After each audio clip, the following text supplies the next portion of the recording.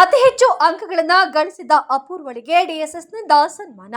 SSLC ಪರೀಕ್ಷೆಯಲ್ಲಿ 608 ಅಂಕಗಳಿಂದ Saint ಮೇರಿ ಶಾಲೆಯ ಅಪೂರ್ವಳನ್ನ ದಲಿತ ಸಂಘರ್ಷ ಸಮಿತಿ ಅಂಬೇಡ್ಕರ್ ವಾದ ಕರ್ನಾಟಕ ಕೃಷ್ಣಪ್ಪ ಬಣದ ವೇದಿಕೆ ಘಟಕದ ಸದಸ್ಯರು ಮನೆಗೆ ತೆರಳಿ ಸನ್ಮಾನಿಸಿ ಅಭಿನಂದಿಸಿದರು. ಕರ್ನಾಟಕ ಕೃಷ್ಣಪ್ಪ ಬಣದ ವೇದಿಕೆ ಘಟಕದ ಸಂಚಾಲಕರಾದ ಕಬ್ಬಿಗೆರೆ ಮೋಹನ್ ಮಾತನಾಡಿ, ಬಾಬಾ ಸಾಹೇಬರು ಹೇಳಿದಂತೆ ವಿದ್ಯೆ ಎನ್ನುವುದು ಹುಲಿಯ ಹಾಲಿದ್ದ ಹಾಗೆ, ಅದನ್ನ ಕುಡಿದವರು ಗರ್ಜಿಸಲೇಬೇಕು. ಹಾಗೆ ಈ ಹುಡುಗಿ ಒಳ್ಳೆಯ ಅಧಿಕಾರಿಯಾಗಿ ಚಿಕ್ಕಮಗಳೂರಿಗೆ ಬರಲಿ ಎಂದು ಆಶಿಸಿ ಮಾತನಾಡಿದರು.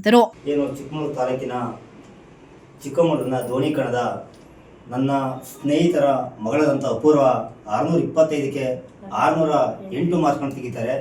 ನನಗೆ ಬೆಳಗ್ಗೆ ಯಾವುದೋ ಒಂದು ಅಂಬೇಡ್ಕರ್ ಕಾರ್ಯಕ್ರಮದಲ್ಲಿದ್ದೆ.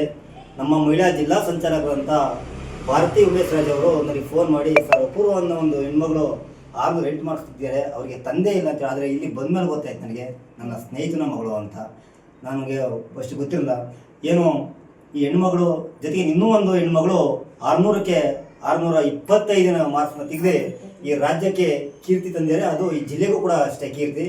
ಏನು ಬಾಬಾ ಸಾಹೇಬ್ ಅಂಬೇಡ್ಕರ್ ಹೇಳ್ತಾರೆ, ವಿದ್ಯೆ ಅನ್ನೋದು ಹುಲಿಯ ಹಾಲಿದ್ದ ಹಾಗೆ, ಅದನ್ನು ಯಾರು ಕುಡಿತಾರೆ ಅವರು ಗರ್ಜಿಸ್ತಾರೆ ಅಂತ.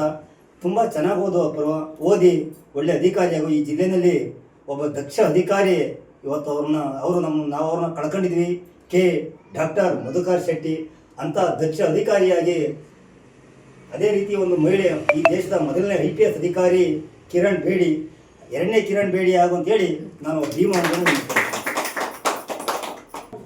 ಮಹಿಳಾ ಘಟಕದ ಅಧ್ಯಕ್ಷರಾದ ಭಾರತಿಯವರು ಮಾತನಾಡಿ, ಬಹಳಷ್ಟು ವರ್ಷಗಳಿಂದ ಈ ಹುಡುಗಿಯನ್ನ ನೋಡಿದ್ದು, ಇವರ ತಾಯಿ ಇವರನ್ನ ಕಷ್ಟಪಟ್ಟು ಸಾಕಿ ವಿದ್ಯಾಭ್ಯಾಸವನ್ನ ಕೊಡಿಸಿದ್ದು, ಇಂದಿಗೆ ಇದು ಸಾರ್ಥಕವಾಗಿದೆ ಎಂದು ತಾಯಿ ಪಟ್ಟ ಕಷ್ಟವನ್ನ ನೆನೆದು ಭಾವುಕರಾದರು.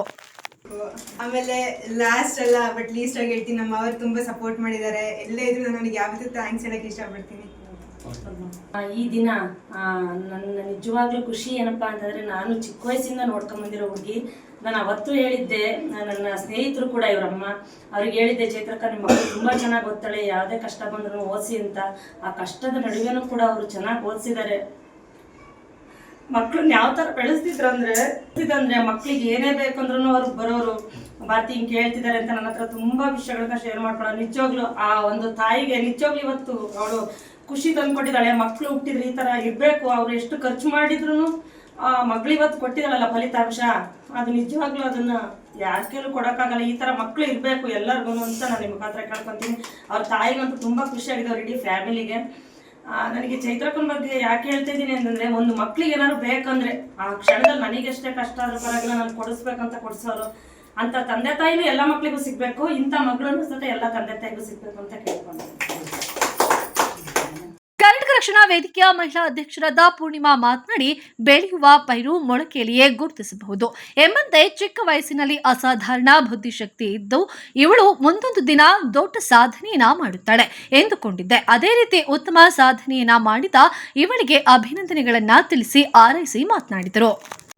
ದೋಣಿಕಣದಲ್ಲಿ ಅಪೂರ್ವನ ಹುಡುಗಿ 625ಕ್ಕೆ 608 ಅಂಕಗಳನ್ನ ತೆಗೆದು ಸುಮಾರು 97% ಮಾರ್ಕ್ಸ್ ಅನ್ನು ತಗೊಂಡಿದ್ದಾರೆ. ಅದರಲ್ಲೂ ಕೂಡ ಕನ್ನಡದಲ್ಲಿ 125ಕ್ಕೆ 125 ಅಂಕಗಳನ್ನು ತಗೊಂಡು ಕನ್ನಡದ ಒಂದು ಹೆಮ್ಮೆಯನ್ನ ಕೂಡ ಅವಳು ಉಳಿಸಿಯಾಳೆ. ಅದಕ್ಕೋಸ್ಕರ ಇವತ್ತು ನಾವೆಲ್ಲರೂ ಸೇರಿ ಅವಳಿಗೆ ಒಂದು ಹೃದಯಪೂರ್ವಕವಾಗಿ ಒಂದು ಸನ್ಮಾನ ಮಾಡಬೇಕು ಅಂತೇಳಿ ಇವತ್ತಿಲ್ಲಿ ಆಗಮಿಸಿದ್ವಿ.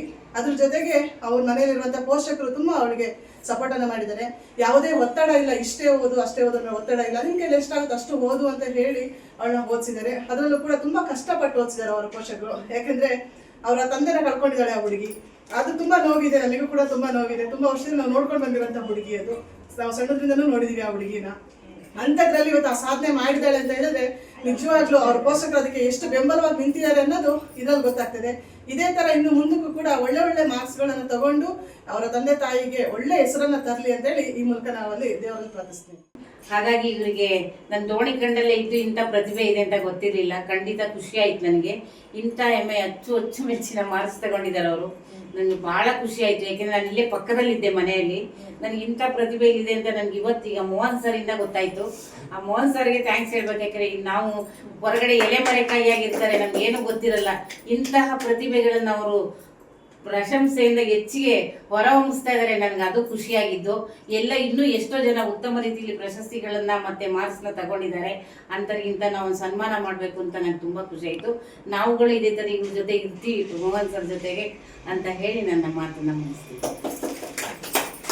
ಸನ್ಮಾನ ಸ್ವೀಕರಿಸಿ ಮಾತನಾಡಿದ ಅಪೂರ್ವ ತಾಯಿ ಹಾಗೂ ಅಕ್ಕ ಮಾವರ ಬೆಂಬಲ ಹಾಗೂ ಶಿಕ್ಷಕರ ಮಾರ್ಗದರ್ಶನ ನನಗೆ ಉತ್ತಮ ಅಂಕಗಳನ್ನು ಗಳಿಸಲು ಸಾಧ್ಯವಾಗಿತ್ತು.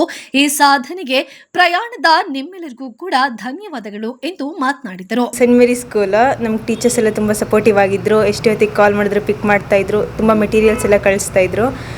ಯಾವುದೇ ಇದು ಡೌಟ್ಸ್ ಇದ್ದರೂ ಕ್ಲಿಯರ್ ಮಾಡ್ತಾಯಿದ್ರು. ಆಮೇಲೆ ಫ್ಯಾಮಿಲಿ ಸಪೋರ್ಟ್ ತುಂಬ ಇತ್ತು. ಇಷ್ಟೇ ತೆಗಿಬೇಕು ಅಂತ ಏನಿರಲಿಲ್ಲ, ಎಷ್ಟು ಬಂದರೂ ಓಕೆ ಅನ್ನೋ ಥರ ಇತ್ತು. ಬಟ್ ಟ್ರೈ ಮಾಡಬೇಕಿತ್ತು ಅಂತ ಹೇಳಿದರು. ನಾನು ಟ್ರೈ ಮಾಡಿದೆ, ಓದ್ತಾ ಇದ್ದೆ. ಅವತ್ತಿಂದ ಅವತ್ತೇ ಓದ್ತಾ ಇದ್ದೆ.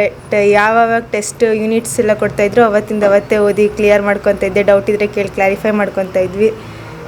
ಎಲ್ಲ ಸಪೋರ್ಟ್ ಮಾಡಿದ್ರು ಟೀಚರ್ಸು, ಪೇರೆಂಟ್ಸ್ ಎಲ್ಲ. ಮಾರ್ಕ್ಸ್ ತಗೊಂಡಿರೋದಕ್ಕೆ ಖುಷಿ ಇದೆ. ಖುಷಿ ಇನ್ನೂ ಏನಾದ್ರು ಮಾರ್ಕ್ಸ್ ಬರಬೇಕಾಗಿತ್ತಾ? ಎಕ್ಸ್ಪೆಕ್ಟ್ ಮಾಡ್ತಾ ಇದ್ದೆ, ಬಟ್ ಎಲ್ಲೋ ಮಿಸ್ಟೇಕ್ ಮಾಡಿದ್ದೀನಿ. ಹೋಗಿದೆ ಮಾರ್ಕ್ಸ್ ಮ್ಯಾಥ್ಸಲ್ಲಿ. ಅದಕ್ಕೊಂದು ಸ್ವಲ್ಪ ಬೇಜಾರ ಇದೆ. ತುಂಬ ಖುಷಿ ಆಗ್ತಾ ಇದೆ. ಅಷ್ಟೊಂದು ಹೇಳ್ಬೋದು. ಇಲ್ಲ, ಅವಳಿಗೆ ಎಷ್ಟು ಆಗುತ್ತೋ ಅಷ್ಟು ಗೊತ್ತಿರೋದನ್ನು ಕರೆಕ್ಟಾಗಿ ಬರಿ, ಕನ್ಫ್ಯೂಸ್ ಮಾಡ್ಕೋಬೇಡ. ತಾಳ್ಮೆಯಿಂದ ಸಮಾಧಾನದಿಂದ ಬರೆದ್ರೆ ಎಲ್ಲದೂ ಬರುತ್ತೆ ಅಂತ ಅವಳಿಗೆ ಹೇಳಿ ಕಳಿಸ್ತಾ ಇದ್ದೆ. ಕಾರ್ಯಕ್ರಮದಲ್ಲಿ ಸತ್ಯನಾರಾಯಣ, ಉಮೇಶ್ ಮುಂತಾದವರು ಹಾಜರಿದ್ದರು.